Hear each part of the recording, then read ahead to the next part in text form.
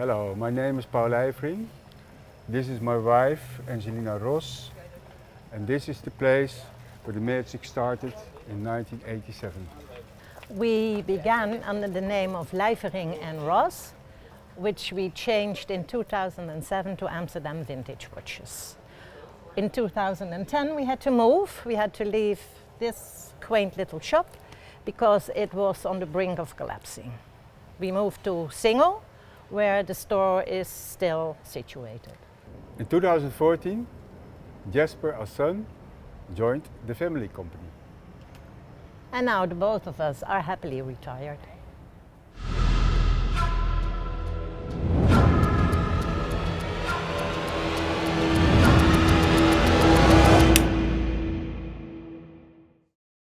Welcome everybody to the canals in the city center of our capital. Here is our prized possession, Amsterdam Vintage Watches, and we're looking forward to welcoming you and tell you a little bit about our story and our company alongside with my important team of people. For this video, I'm wearing a Patek Philippe Grande Complication 5004J, a split-second chronograph with perpetual calendar.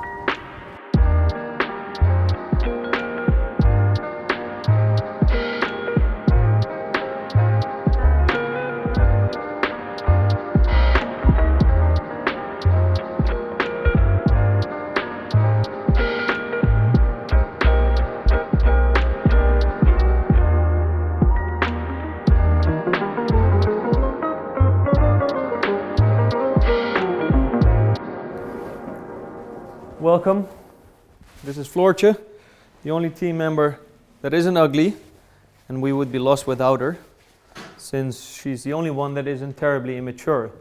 Exhibit A, Dennis. Just kidding, he can sell snow to an Eskimo, and he's been with AVW since a decade, and he has seen all the changes since the beginning of my career. Okay, Dennis, you've been with us since like 10 years. You've seen the ups and downs, everything that changes there for better or worse. So how has your experience been? Yeah, it's been a great journey, man. Right? Really, yeah. So I think it kind of started at around 2016. Mm-hmm. We did like a year of planning, you and me, actually. You started in 15. I started in, I think, 2014. 14 already. And after 2 years, we just sat together, we said, okay, we have to do things drastically different. And not only how we've did it before, but just in general, like nobody did it yet. Yeah, definitely. More like an experience compared to a normal shop. I think we started planning around 2016. We all made a list with future plans for the shop, and it kind of turned out every point we made. Yeah. So well, I think like physically the real changes started when we hired nice makers to redo our boutique. Yeah. I think that is really what we want to embody, the whole experience and the warmth, like it is a living room or something, right? And regarding our inventory, what have you seen that changed? Well, when we started out, we would not only sell watches, but it was also including jewelry, antiques, silverware, you name it. Like 90% of our time we already spent on watches, and I think it was a good choice to continue. Yeah, but like continue with 5-6 years ago, we did every brand. We did Omega, we did Jaeger LeCoultre, we did IWC, Wittnauer, Longines, you name it, we did it. We did it from the 1920s up until the 1990s. Yeah, so we mainly focused up until the 80s, I think. Yeah. So as long as it had acrylic glass, we were fine with it. And yeah, we narrowed it down to mainly 4 brands now. Yeah. So only Rolex, AP, Patek, and of course your love child, Cartier. My precious Cartier. Yeah.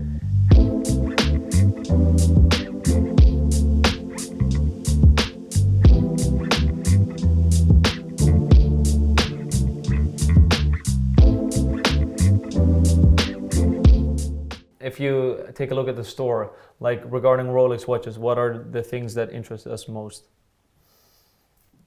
Morely the collectible side of the Rolex watches. So yeah, we're really looking into the special day dates right now.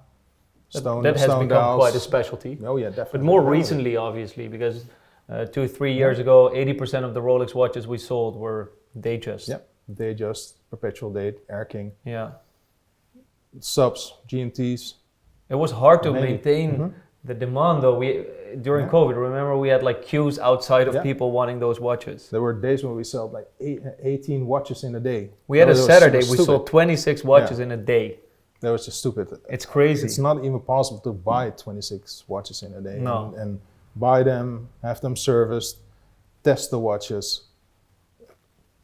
take photos. It was it just wasn't stupid. durable It to do was- business no. like that. If you want No. to maintain the quality, if you want to maintain the service, you have to be able to deliver that, and it takes too much time on 28 watches instead of now we're selling how many watches a week? 6. 6 watches a week, right? So that's 6, 1 7, watch a day. yeah. So you have a lot of time you can spend on one Yeah, watch. you can't compare. Yeah, and it You sounds really weird can't because compare, usually I think a store would rather go from 6 watches a week to 26 a day. But for us, it's the other way around because the watches we're offering now starts at 15,000 euros. And I don't know, man, back in the days, we had 1 year that we sold a watch that was over 100,000 euros and it was like a real accomplishment. Now we have a couple of them a month. Yeah. And they bring in quite some more money. We can focus on more regarding one watch I because think it we brings in more. quadrupled the revenue Yeah. compared to before COVID, when we used to sell crazy amount of watches every week. Yeah. Yeah, it was kind of passive. Right? So you would put watches in the shop and then wait for people to pick them up. Now it's the other way around. So we get watches in the shop, you call your good clients, you kind of find the right person for the watch. Yeah. Makes sense. Yeah.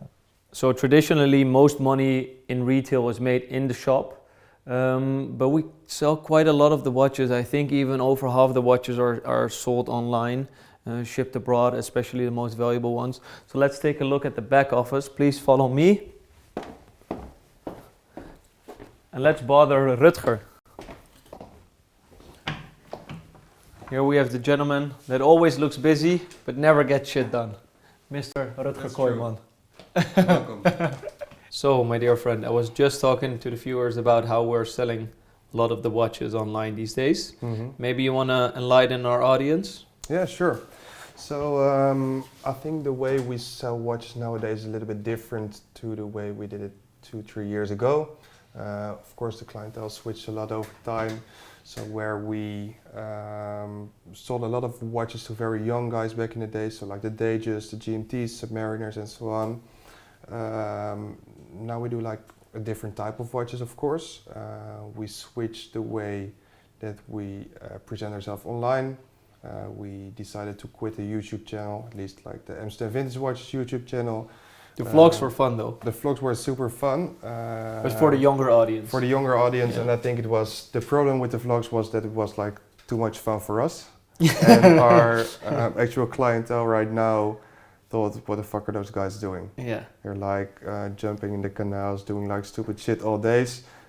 Which is cool if you want to buy like a 6,000 euro watch. Definitely. But then again, if you're about to spend 200,000 euro Yeah. on a vintage Paul Newman, you want some serious people. It's a little bit strange. And I think there are still a lot of people also, people that buy watches like this who really like the content. But it's way harder, I think, to attract new clients when Yeah. you make content like this.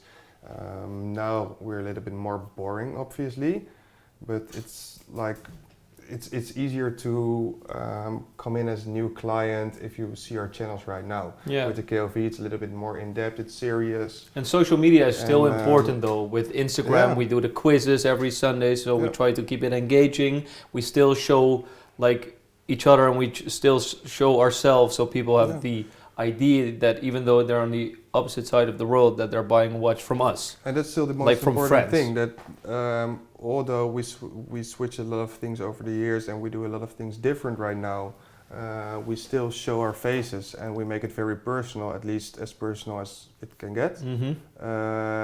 And therefore, and that's what we like the most. I think you like it the most, and I like it the most. That people all over the world like spend crazy amounts of money on watches without even seeing the watch in real life. It's Yeah. just from pictures. And I think also 90% of our clients online nowadays are people that we haven't met in real life ever. I think it's a big compliment, but obviously the watch market changed also towards more digital. I believe also during COVID a bit.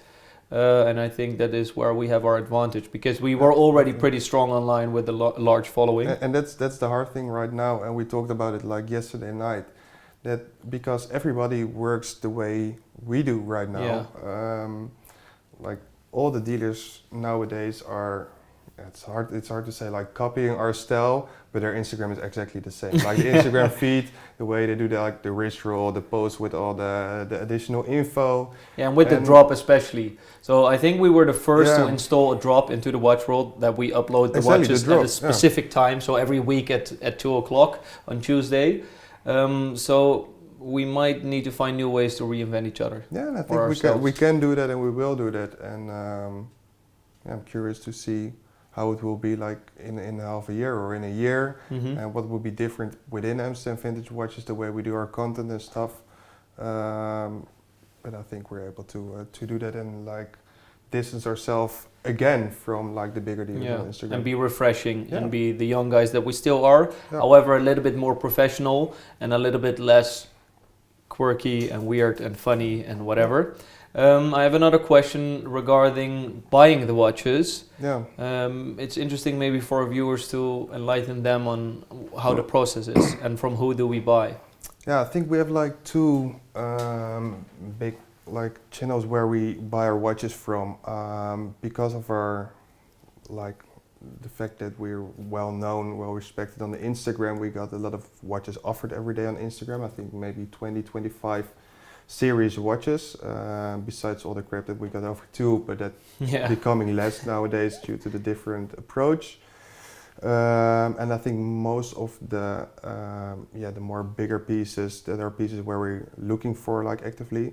So also you and me are like searching for watches every day on Instagram, but also we are in close contact with all the bigger dealers, like on WhatsApp, on email. We see them during auction weekends. Yeah, so you met them a lot, and if you're in good contact, they will offer you the good pieces. Yeah. So every day we got watches offered from them, and sometimes we're just searching on Instagram for cool pieces, messaging the dealers. Yeah. And after we purchase them, they're getting a full service whilst maintaining the originality. But before the watches go online, they're being photographed. Luckily, we have viral solutions behind that camera and behind this camera. Whilst the pictures are being taken, I think we're ready for some amusement. This is the golf course.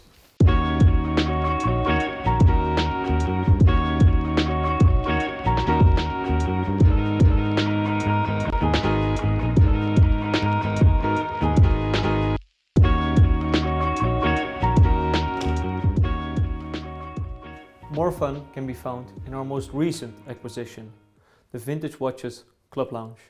I'll take you there.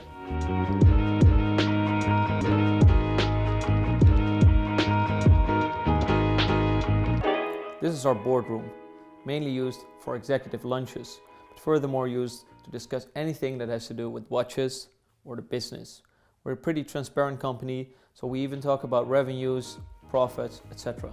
But I'm thirsty, so let's head over to the bar area.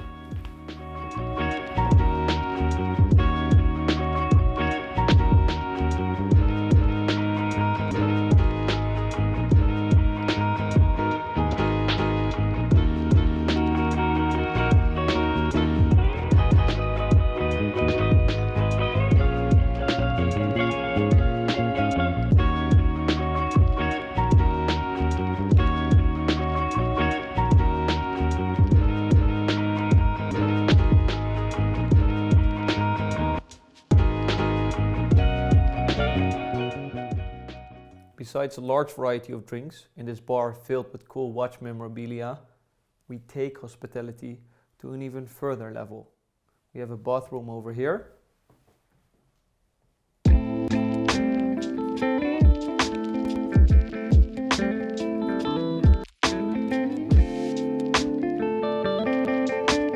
And a bedroom over there if you have to spend the night in Amsterdam because you're from abroad, or the poker night went on until the early hours.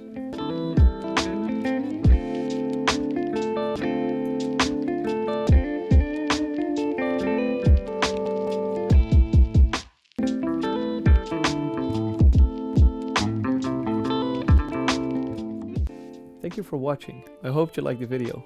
Can you turn off the lights?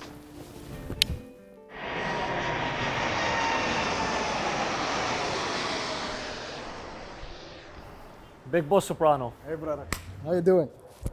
Good to see you.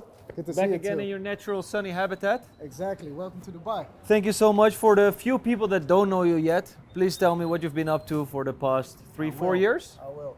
Yeah, so my name is Ramon and I started working at Amsterdam Vintage Watches about 4 years ago with no knowledge at all, but 2 goals: to learn as much as possible about watches and also, well, to have an internationally oriented career like you know. Well, you started at the bottom, Yeah. but look where you brought us, man. Yeah, well, so because of the trust that you gave me, I quickly was able to jump in the field and learn the tools of the trade. And now, yeah, exactly, we're here in Dubai 4 years later and I'm setting up my own business. You're flourishing, man. Please show us around. I will.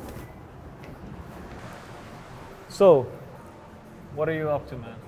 So, whenever people think about Dubai, they think about the glitter and the glamour, you know. And of course, I could easily take you to a fancy place, but what I would like to show you is the place where I would like to set up my business. So, the story, the adventure is gonna start here, right? Exactly. This is where it all gonna start. Dope, man. Well, it fits your personality already with all the gold. With all the gold, exactly. Yeah. So, welcome. So this is gonna be the store, or actually this is gonna be the museum, the collector's gallery. Because that's gonna be the name of it, right? That's gonna be the name of the company. And how is it exactly. gonna be different from the work we do over in Amsterdam? So the main difference is that I will be focusing on what I've been enjoying the most at Amsterdam Vintage Watches, and that is sourcing the most exclusive, the most special vintage watches. Like for example, we did in the beginning of 2022 that we sourced together the 6269 and 6270. Don't forget the John Player Special, my friend. And the John Player Special, exactly. I mean, a couple of years ago, I could only dream of ever being able to handle these watches, let alone source them and sell them both. This is just the start, my friend. I'm sure we're gonna make good business. 100%, brother. It was my absolute pleasure to showcase my greatest pride, Amsterdam Vintage Watches. Another thing I'm so proud of, another human being, is Mr. Soprano here right next to me. So make sure you follow him. Make sure you follow, obviously, our KOV channel. And I hope to see you also on Amsterdam Vintage Watches. Cheers. Cheers, buddy.